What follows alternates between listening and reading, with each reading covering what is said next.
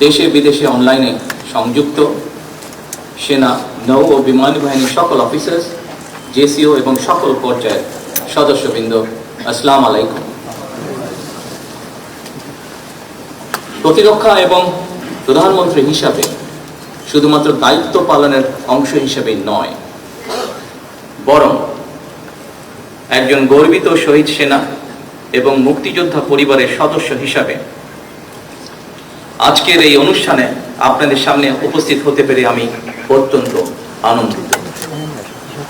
আজকের এই ধরনের অনুষ্ঠান এবং এই প্রতিবেশ আমার কাছে নতুন নয়, বরং এই ধরনের অনুষ্ঠান দেখতে দেখতেই আমি বড় হয়ে উঠেছি।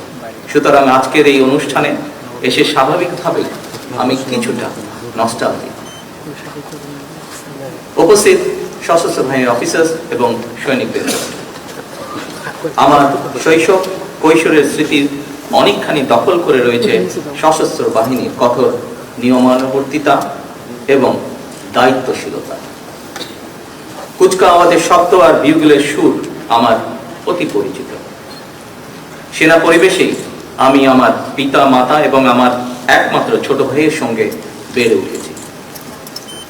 আজ আমি আপনাদের সামনে সেনা নিবাসে এই দরবারে যখন দাঁড়িয়েছি, তখন আমার মা, বাবা, একমাত্র ভাই আর আমাদের মাঝে নেই।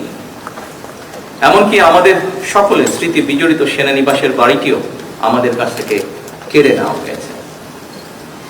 সেনা পরিবেশে বেড়ে ওঠার কালেই অনেক প্রিয় মুখের কথা এই মুহূর্তে আমার মনে পড়ছে আজকের এই অনুষ্ঠানে।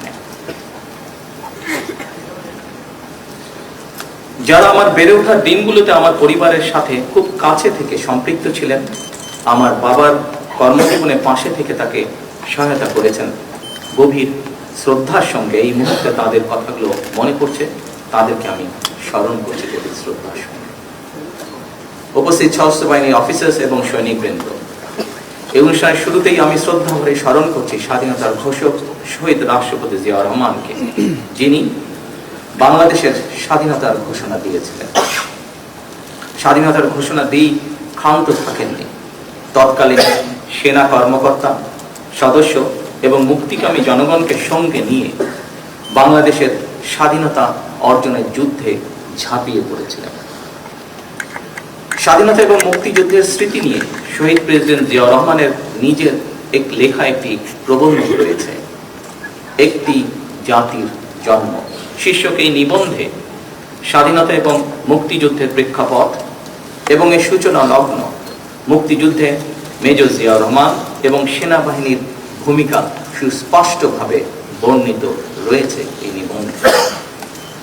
1972 সালের 26শে মার্চ বাংলাদেশের প্রথম স্বাধীনতা এবং জাতীয় দিবস উপলক্ষে অধুনা লুপ্ত দৈনিক বাংলা পত্রিকার বিশেষ প্রোটপত্রে প্রকাশিত একটি জাতির জন্ম শীর্ষক নিবন্ধের শেষ প্যারায় শহীদ জিয়াউর রহমান লিখেছিলেন, সময় অতি মূল্যবান। আমি ব্যাটালিয়নের অফিসার, জেসিও আর জওয়ানদের ডাকলাম, তাদের উদ্দেশ্যে ভাষণ দিলাম।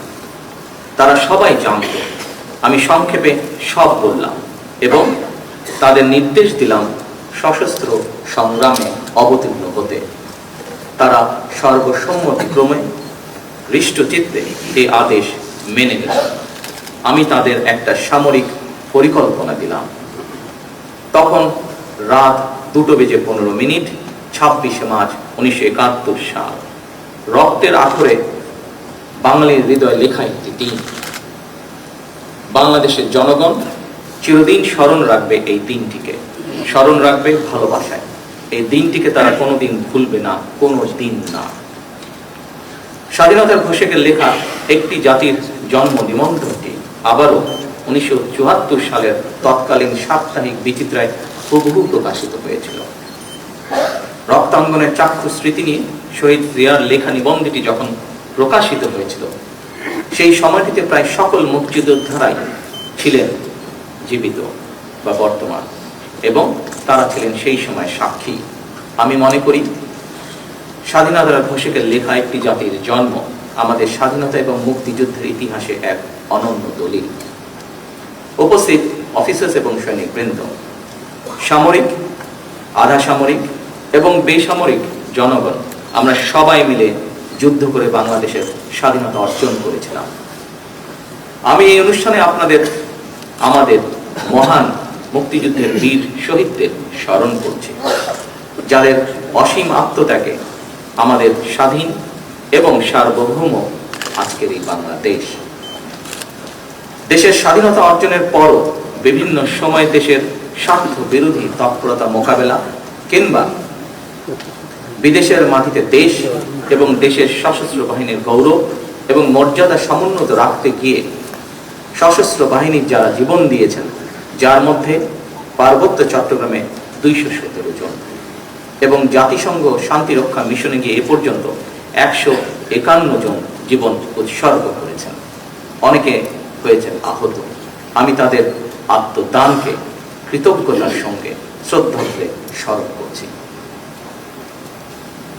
সশস্ত্র বাহিনীর উপস্থিত অফিসার এবং সৈনিকবৃন্দ, সশস্ত্র বাহিনী কেবল যুদ্ধকালীন প্রয়োজনে একটি অবশ্যম্ভাবী শক্তি নয়, বরং